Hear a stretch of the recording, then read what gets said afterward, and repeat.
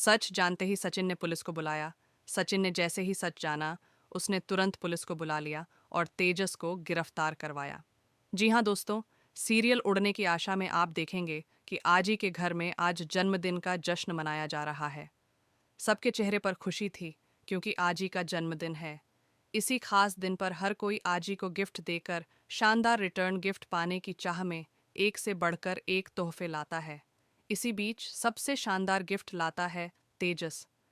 वह आजी को भारी भरकम सोने का सेट देता है, जिसे देखकर सब दंग रह जाते हैं। शाम का माहौल होता है, पार्टी चल रही होती है।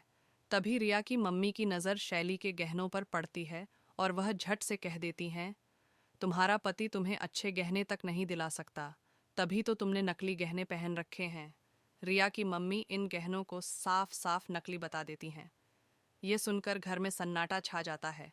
आजी बौखला उठती हैं और रेणुका तुरंत बोल पड़ती हैं, ये क्या कह रही हैं आप?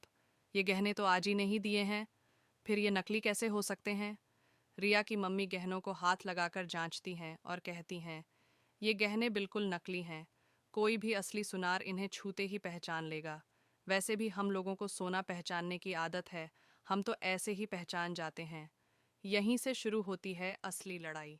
रेणुका तुरंत मोर्चा संभाल लेती है और पूरा इल्ज़ाम शैली और उसके मायके वालों पर मढ़ देती है।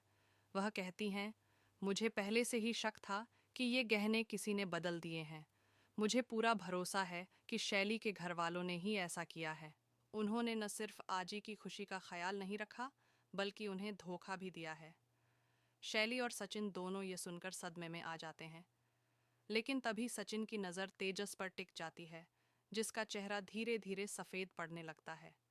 सचिन को शक हो जाता है और उसके मन में सवाल उठता है, कुछ तो गड़बड़ है, गहने नकली कैसे हो सकते हैं?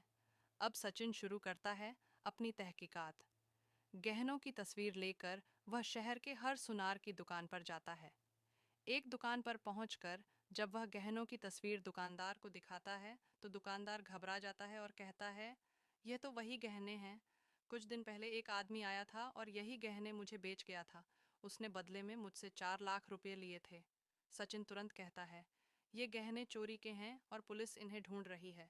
अगर ये गहने आपकी दुकान में मिले तो आपकी दुकान बंद हो सकती है और आपका लाइसेंस भी रद्द हो सकता है।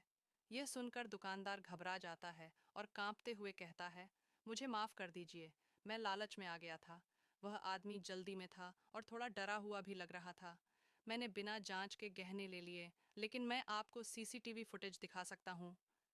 दुकानदार फुटेज निकालता है और स्क्रीन पर जो चेहरा दिखता है, उसे देखकर सचिन की आंखें फटी की फटी रह जाती हैं। फुटेज में तेजस साफ नजर आता है, गहने बेचते हुए। अब कहानी में आता है बड़ा मोड़। सचिन सबूत लेकर दुकान से बाहर निकलता है, आंखों में गुस्सा और दिल में तूफान लिए घर लौटता है और सबके सामने तेजस की असलियत उजागर करता है। सीसीटीवी फुटेज देखकर सभी चौंक जाते हैं। अब सवाल यह उठता है, तेजस के खिलाफ क्या कार्रवाई होगी? क्या सचिन उसे पुलिस के हवाले कर देगा, या फिर तेजस की बर्बाद हो चुकी हालत को देखते हुए उसे माफ कर दिया जाएगा? ये सब देखना बेहद दिलचस्प होगा। इसके लिए चैनल को सब्सक्राइब